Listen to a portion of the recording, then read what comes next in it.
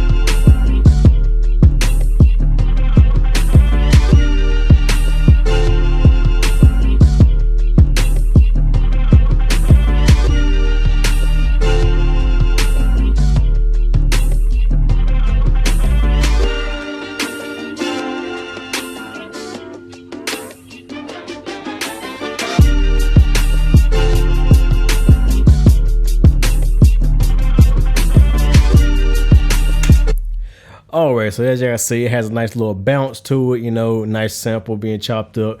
Very simple, but at the same time, it's the type of track that you get on and you just spit some hard lyrics over. So anyway, let's get into the beat. First of all, of course, I start off with the sample. The sample I found was a song called If That's the Way You Want It. I don't know where I found the sample. If I find the website where I found the sample, I'll be sure to put it in the description below.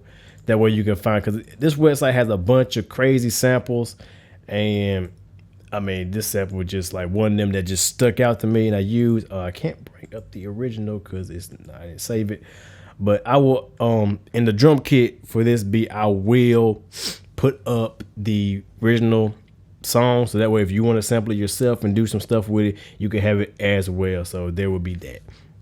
But it was a simple sample. I just found me a nice little part, little 8-bar part. And I just really didn't do much to it. I normalized it and I changed the timing up so it fit with my BPM, which is 78. I picked 3 bars so it would loop perfectly. And then I just pitched it down a little bit, and this is what I got. Without the go to the right here. Let's change that. All right.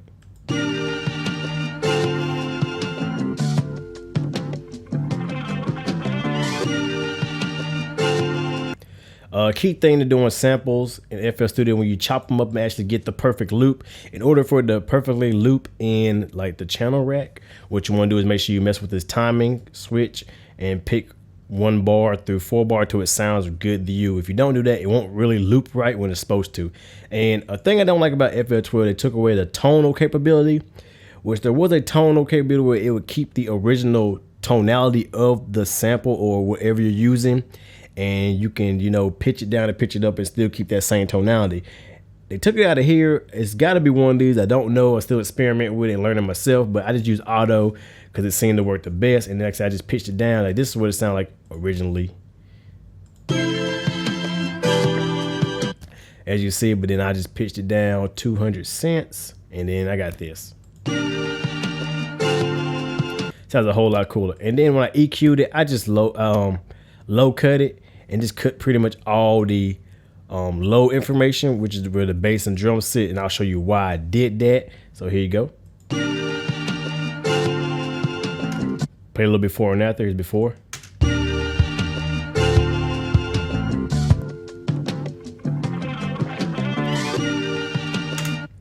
gonna show you why would you cut the lows. I'm gonna show you why. Then I duplicate it and pretty much put it on the next one. So I took the same sample, duplicated, which you can just right click, go to clone, it'll clone it, boom, boom, that's it. Added this in its own channel, and then I cut, with this EQ, I cut all the highs and most of the lows, and I just focused in on the bass, so you get this sound instead.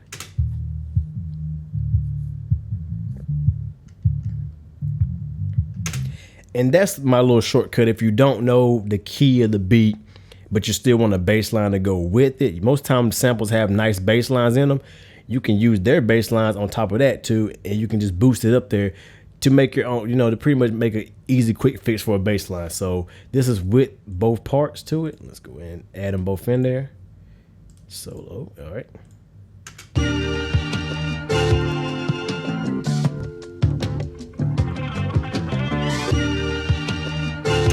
And see, that way I can control the bass line in the actual beat instead of it just being like where it is at and where it's set.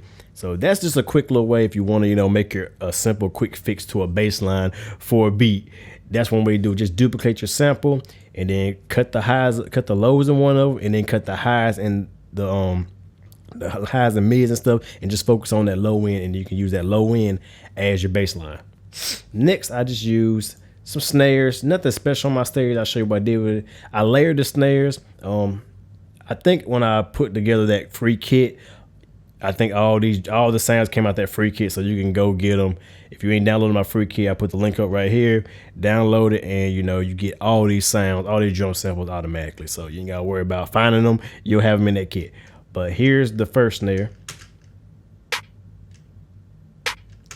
Nothing special done to it. I just EQ'd it. Like I always cut my lows. Y'all know me. I'm a high pass, low pass kind of guy.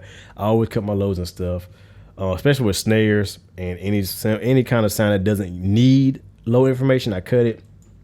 And then I kind of just boosted in some of the high mids, excuse me, just to kind of bring out that crackle, that snap of the snare. So here's what it sounds without effects, with effects.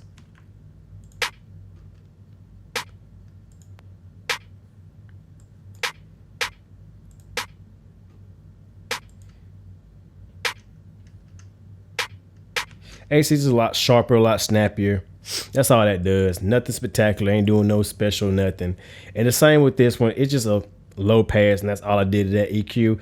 I did have a transit master on both of them, but I didn't decide to use them because it wasn't working for it. So I just used the low pass in this one and blend them together. And this is what this one sound with and without the low pass.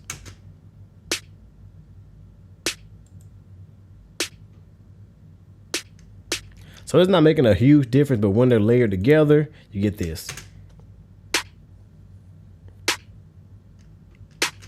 Sometimes the best way to get in a good sound is to layer your sounds. Add 2 or 3 sounds together, blend them together, and you can get a very good sound without doing a lot of EQing and a lot of compression. So that's one thing to remember. Layering sounds does make, a better sound if done right. Sometimes you gotta make sure they're not out of phase, and if they are out of phase, one way to fix that is to just switch the polarity, which I did with this. So this is without the polarity switch.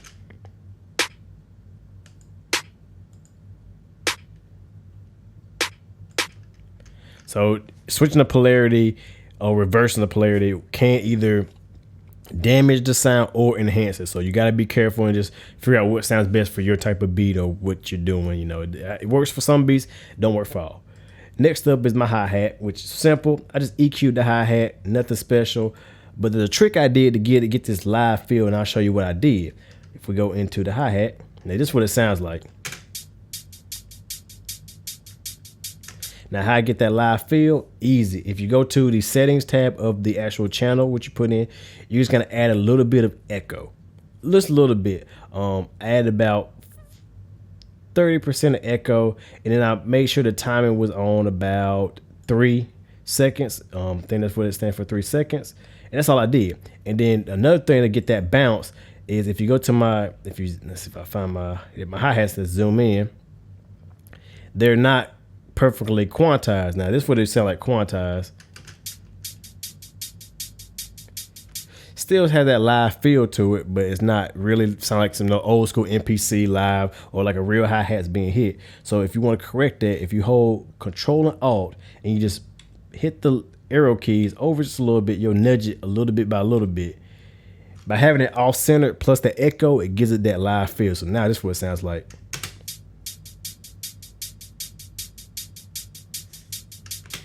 Has that bounce to it. So that's a good way if you want to get some live feel. Just make sure your stuff is off-center and off-aligned or unquantized, as it's technically termed, and that will, you know, benefit you greatly. Trust me. We'll skip the kicks for now. We'll go to, this is just another sample I use, another part of the beat, which ain't nothing special to it. It's just.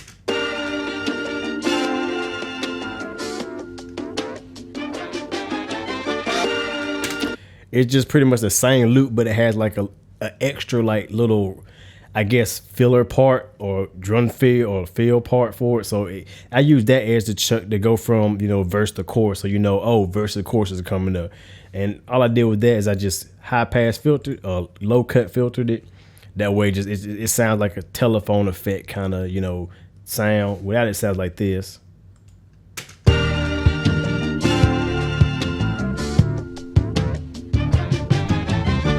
But I wanted to be like sound completely different, so I put the low cut in.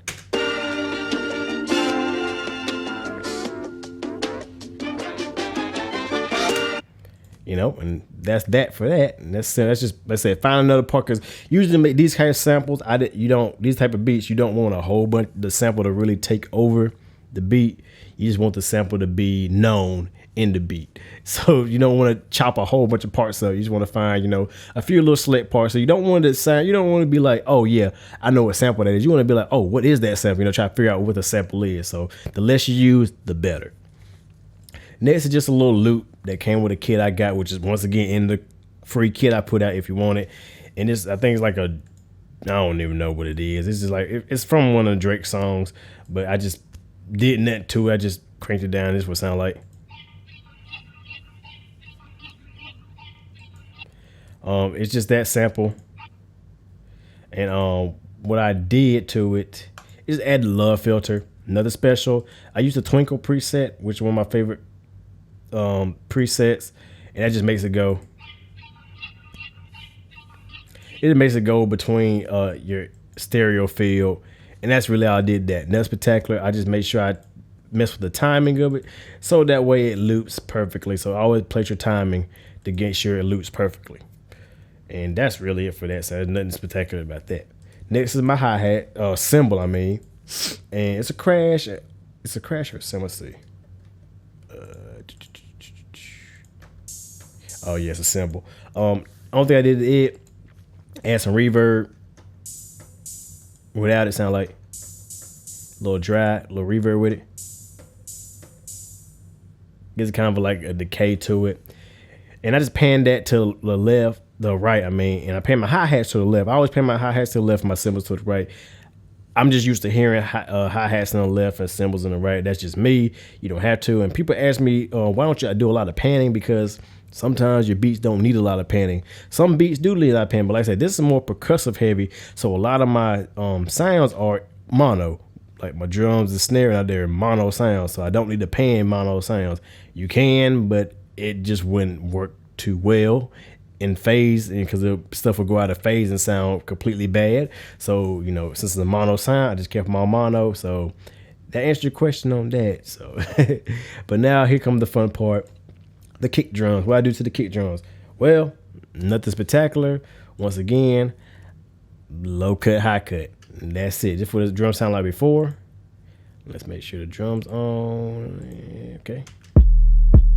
Whoa, my bad. Hold on 1 second. Gotta mute that.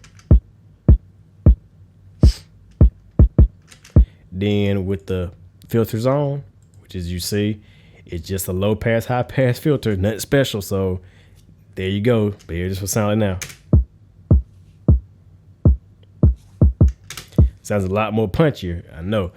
And then I also did to another kick, which all these kits are in my free drum kit. So please pick it up if you want these sounds. Same thing here, but no, actually it ain't. I just did a high cut for this one. This would sound like before. This would sound like after, and like I say, once again, nothing special, just a little high cut.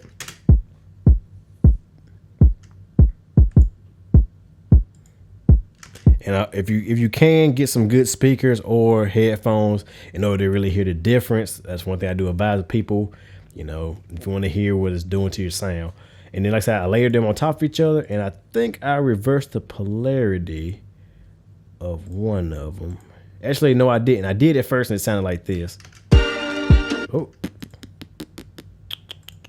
let's mute that, and then bring these two back in. All right, I did it first, and it sounded like this. You see, reversing polarity can sometimes destroy your sound. So you gotta experiment. Like when I reversed it, it pretty much threw them both out of phase bad, and it sounded like this. And then with it, without the phase reverse, the polarity reverse switch, whatever you want to call it, phase invert. And that's it. And that's really, see, when I layered them, I didn't really need to do a lot of EQ on a compressor. I just threw it on there, layered it, ran with it, and it worked. Next up is the 808. Hopefully my 808 is gonna play right. I hope so. Yeah, it is. 808's very simple. I just low cut, high cut. Let's turn the effects off. This is the low cut, high cut. Nothing special. This is what it sounded like before. Yeah, it sounds like crap, I know. But you know, once you low cut, high cut it, fix a lot of that waviness into it. And I like that add to it. Then I added some distortion to it, which any distortion will work.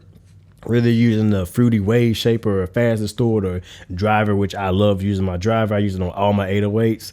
It just works for 808s. 808 sounds is great, and guitars. It's a great distortion plugin. Or saturation, Saturn by Fab Filter, and the list goes on. UAD, whatever. Waves got distortion. Whatever distortion you want to use. Distortion is great for 808s. It adds harmonics to them, and this is what it sounds like before and after.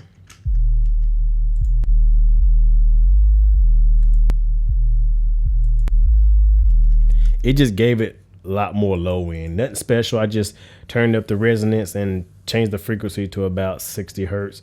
That way it's adding resonance in that and distortion in that frequency. And it just lifted the bass up. Then I always side chain my kick to my 808 to my kick drums. As you can see, if you look at my kick drum is side chained to the 808. So I side chain to the 808. Don't worry about this. This is my mix bus where all my sounds go through the mix bus. But my 808 is, my kick is side chain here. How you do that, once again, you click your kick sound, you go right here, you right click. This is an FL Studio 11, 10, 12, whatever. And you just hit side chain to this track. Then when you go to the kick drum, you add in a fruity limiter or any compressor that has side chaining ability. And I turn my fruity limiter, I go to compression, I right click, and then click that, and that's how you side chain. And then you just mess with the threshold, and you turn the ratio all the way to the right, turn the ratio down just a little bit, and you play with the release, and you get this. See how the 808's ducking every time the kick come in? If it's too fast, it sounds distorted like this.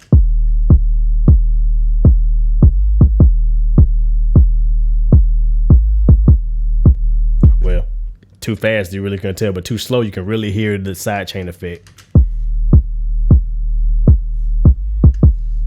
You see how it shows you in the visual representation how it's just going up there, but usually keep it where it's just barely ducking and releasing really quick. I always keep my attack fast. So that's a good way if you want your kick to push through your 808 sound, side chain it. Works every time. Let's see, that's it. The mix bus, add a little bit of compression, like how you route everything to a single channel. You click whatever channel you want to route to, and you want to hold Alt, and you just want to, you want to hold Control, and you just want to select all of them, and then you want to right click that channel you want to route to, and you go to channel routing, and you go to route to this channel, or no, track routing, my bad, and you go to route to this channel only, this track only. That way it routes everything to this channel and routes this channel to the master fader. So now, say you want to export your stems with like gross beats on it. If you put gross beats on here and do it, Then when you export it, your gross beat automation will still be on each individual track out. Instead of you just put on the master, then it's only gonna be on the master and all your track out files will not have the gross beat effect. So that's if you want to add some gross beats or filter effects or any crazy automation, route them all to a channel, do it to that channel, route that channel back to the master. That way it'll always work. And I'll probably do a video going in depth about that, showing you step by step how to do that, because a lot of people ask me, how can I keep my effects on my track out files when I send them off for mixing or recording over. No special mixing here. Once again, I just kind of did this by eyeball and use no meter scale, whatever you want to call it. I just made sure I got at least 12 dB of headroom. And then when I mastered it, nothing but Ozone 5. I'm saying you don't need the newest, greatest plugins. Ozone 5 does a good job.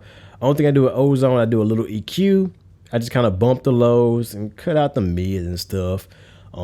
The harmonic exciter, I turn everything to 30% and inject the amount all the way up. And I always pick warm. I usually use warm, tube, maybe tape, just to give it some harmonic distortion, you know, give some old saturation.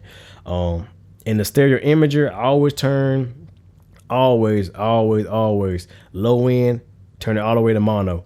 Just do it. It'll save you in the long run. It sounds good. Makes everything a little bit more punchier. And I just kind of bring everything up, give everything else a little bit of stereo width. In the maximizer, nothing special. My margin is always negative 3 dB. And then the threshold is to taste. And usually I don't really mess with, this mode. Now you can play with which one sounds better to you. And I use the inner sample detection, peak limiting. I make sure I put the dither on the 16-bit because I am converting it to a wave MP3 file, wave the MP3 for upload. Now I want no artifacts or no weird, you know, cause information is going to be lost when you convert it from wave to MP3, but I want the least amount of information lost as possible when going to a lossless codec, a lossless format or whatever. But I'll go more into depth about that later on down the road because, you know, MP3 versus wave. And that's pretty much it. Now you can hear without the ozone and the ozone. I play without and with. Let's turn this one off. This is without the ozone.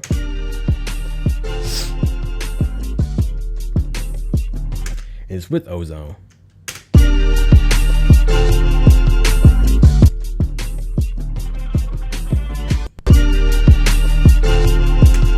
It gets a lot louder. The bass is more clear. Everything sticks out more. You can hear the stereo feel better.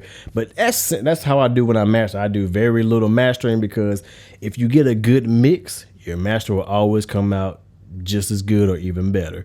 That's one thing I remember. Your mix is more important than the master. Don't think of the mastering as the final touch, but the mix is the real importance. You need to focus on getting a good mix and then worry about mastering. Get some good headroom. Make sure everything got their own space. EQ good. You can hear every sound, and then when you master it, hell, you can just throw a limiter on it and crank it, and people will think it sounds good if you got a good mix. Trust me, it works every time. But that's pretty much it for this beat. Like I said, this beat was very simple.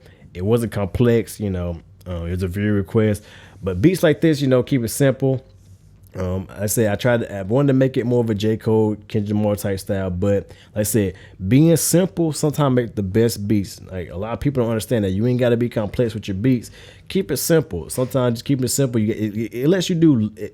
It prevents you from doing a whole lot and messing the beat up by having a few sounds and a few tricks. So that's why I want to kind of get in your head. Less is always more. If you can do less to your sounds are good. If you can throw a drum on there and a drum don't need no EQ and compression, it's a good sample. That's good. But you got to put a drum in there, EQ, compression, and change this and change that and add this, and then it's probably a bad sample. You need to find another one. So remember that. With that being said, hope this video helped you. If you got any questions, always feel free to email me or leave a comment below.